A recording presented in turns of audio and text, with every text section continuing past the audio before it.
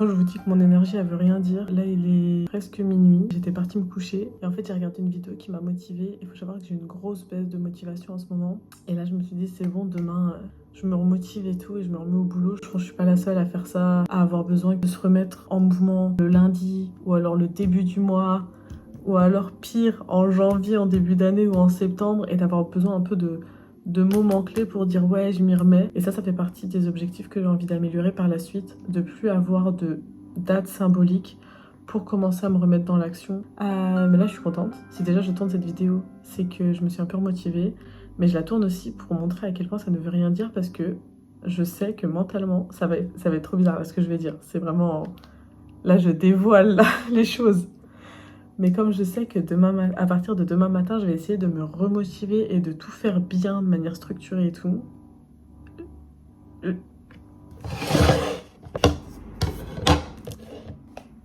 Je vais manger du sucre. Je sais pas comment l'amener autrement. Là, je sens que je dois faire ma dernière connerie du soir avant de me remettre dans le mood correct de demain. Donc bref, voilà, ça veut rien dire. Mais je pense que je suis pas la seule à être dans cette situation, à faire un peu des trucs comme ça qui veulent rien dire, genre attendre une date précise pour se remettre au boulot ou une heure précise. Des fois, genre il est 18h45 et je me dis non, là Sarah, il faut que tu bosses. Mais comme il est 45, je me dis ok, je me laisse 15 minutes pour faire n'importe quoi, genre scroller, et à 19h, je vais me remettre à bosser. Ça, c'est le genre de truc que j'ai plus envie en fait que mon cerveau il fonctionne comme ça. Je me suis pas encore renseignée sur vraiment comment faire. Ma seule conviction, c'est que ça va passer par l'action. Si je trouve des astuces et tout, je vous les donnerai. Et du coup, je sais que j'ai encore des trucs comme ça, aussi par rapport à mes habitudes alimentaires. Il faut savoir que je fume pas, je bois pas. J'ai pas vraiment, on va dire, d'addiction qui me servent à extérioriser quand ça va pas ou quoi. Par contre, bah, je sais que j'ai le sucré, que je gère pas bien. Je le gère beaucoup mieux que quand j'étais plus jeune. Mais je le gère quand même pas super bien. Exemple, j'ai honte.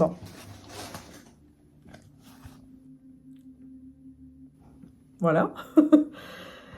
Vous allez me dire, c'est pas dramatique, c'est pas grave, faut se faire plaisir des fois et tout. Mais en gros, j'ai pas honte juste parce que j'ai bu du justif. Hein. J'ai honte parce que dans ma vie à moi, normalement, ça n'a plus lieu d'être. Ça fait longtemps que j'ai arrêté vraiment de boire du sucré. Ça fait aussi longtemps que j'ai arrêté de consommer des marques que je désapprouve. Comme malheureusement Fusti, qui vient de la filiale Coca-Cola. Alors que j'adore ça, disons les termes. Mais là, j'ai eu 3 jours un peu intensifs ces derniers temps. Quand j'ai fini mes 3 jours intensifs et que je suis rentrée chez moi, bah, je suis passée par le Hanout. J'ai acheté la bouteille de 2 litres de Fusti. Et c'est pas genre je l'ai gardée chez moi une semaine. Je l'ai bu comme ça. En une soirée, quoi. Pas comme une ouf, genre assise chez moi par terre à me taper la bouteille. Hein. Mais je me suis assise et c'était mon repas du soir, quoi. Mais je sais que j'ai encore besoin de ça. Pour des fois me stabiliser dans ma vie quand ça va pas. J'ai pas encore trouvé d'autres exutoires. Je pense qu'il n'y a pas forcément besoin d'exutoire, mais je sais que j'ai pas encore la mentale. J'ai pas su gérer cette fatigue mentale et physique du fait d'avoir beaucoup bossé. Parce que je fais encore partie de la catégorie des feignants, disons-le. Je dis pas ça pour me flageller, c'est que c'est juste vrai. En fait, moi j'ai jamais été quelqu'un qui travaille beaucoup. On croirait comme ça que je travaille beaucoup, mais en fait, je suis pas très bonne dans l'effort. C'est ce que je veux dire. Et du coup, ça c'est traduit là-dedans. Bon, je vais l'enlever parce que je suis pas fière de cette histoire. Et je sais que si jamais c'est que ça, mes vices, c'est pas très grave. Ce qui me déplaît là-dedans, c'est que ça me correspond plus en termes de valeur. Bah, j'aimerais petit à petit le remplacer par autre chose et peut-être apprendre à avoir des temps de pause, retourner à des choses qui me font du bien, comme lire ou dessiner. Tout ça pour vous dire. Et je sais pas si cette vidéo, je la sortirai pour de vrai. Je la tourne au format YouTube en plus, parce qu'en ce moment, je suis plutôt matrixée par le YouTube game, parce que je me rends compte que là où je touche vraiment les gens et là où j'ai l'impression que ma voix fait la différence, c'est quand je fais du format long. Et je me rends compte que quand je parle avec les gens, j'ai vraiment beaucoup de choses à leur apporter. En vrai, j'ai pas peur de le dire, j'ai vraiment... je suis vraiment bonne en fait pour débloquer les entrepreneurs qui ont certains blocages dans leur business, etc. Pour autant, je sais que ce qui me freine aujourd'hui, c'est que je ne suis pas organisée. Je commence tout doucement à avoir une vision claire de ce que je veux devenir et de ce que je veux produire, mais je l'assume pas encore totalement. L'exercice du vision board m'a beaucoup aidé. Le fait de me l'être approprié fait que je ne considère plus ça comme quelque chose de très bullshit, parce que j'ai un gros problème moi avec tout ce qui est mindset, exercice de vision, je sais pas quoi, les trucs un peu comme ça.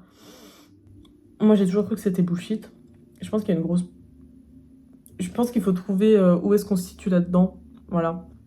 Moi, je commence à me réapproprier les outils, donc je commence à changer de mental. Et ça me fait beaucoup de bien, mais je sens que c'est pas encore très chouette. Tout ça pour dire que, vu que je sais que mon point fort, c'est de parler longtemps, tout simplement, et d'exprimer mes idées avec beaucoup plus de fond et de matière qu'en une vidéo d'1 minute 30, j'ai plus envie de...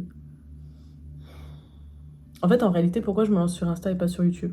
Je me suis même pas posé la question. En fait, pour moi, je pense que Insta, c'était plus simple que le YouTube Game, que pour YouTube, fallait un micro, un décor, que pour YouTube, fallait structurer, et qu'en plus, je verrais pas les résultats tout de suite. Et donc, quelque part dans ma tête, il y avait le truc de si tu te lances sur YouTube, tu te lances pour des années, des années, des années, et Inch'Allah, dans 10 ans, tu perces. Et disons-le, encore une fois, comme je suis pas une tryharder, comme je ne me connais pas comme ça actuellement, comme je suis, en tout cas dans ma pensée et donc dans mon être, une feignante pour le moment, je me disais YouTube c'est pas pour toi. Je me suis lancée sur Insta et TikTok et ça m'a fait beaucoup de bien. Déjà ça m'a beaucoup débloqué. Mais maintenant je sens qu'en fait je suis prête à faire du format long. Là j'en parle et j'ai ça me monte limite les larmes. Je pense que je pleure beaucoup plus que ce que je montre sur les réseaux. Parce que je suis tellement, je crois, peu connectée à la personne que j'ai envie de devenir, que quand je frôle du doigt ces choses-là, c'est des choses qui me font très vite monter les émotions.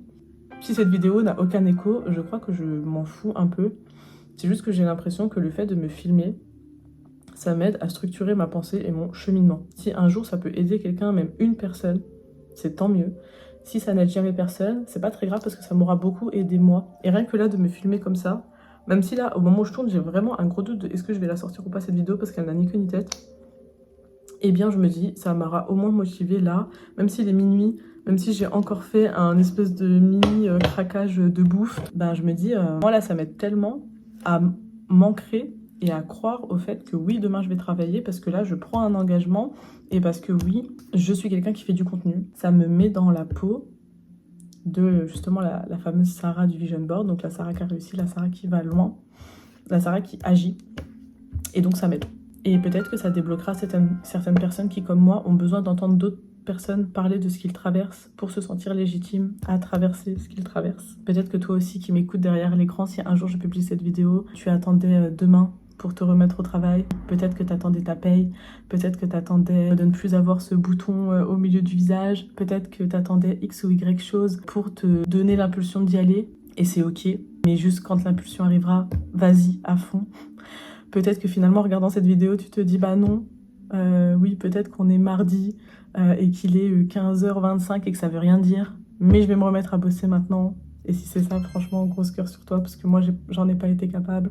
Mais voilà, on a tous nos démons et il faut savoir, au début, vivre avec eux et petit à petit s'en séparer, mais pas nier, en tout cas. Et peut-être que ça peut vous inspirer à faire votre première vidéo aussi, qui vous fera beaucoup de bien.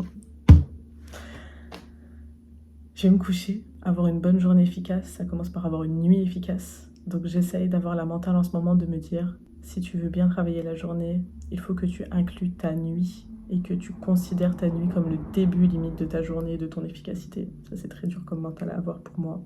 Donc je vais essayer dès ce soir d'appliquer à moi-même les conseils que je donne aux autres. C'est très dur. Et on verra.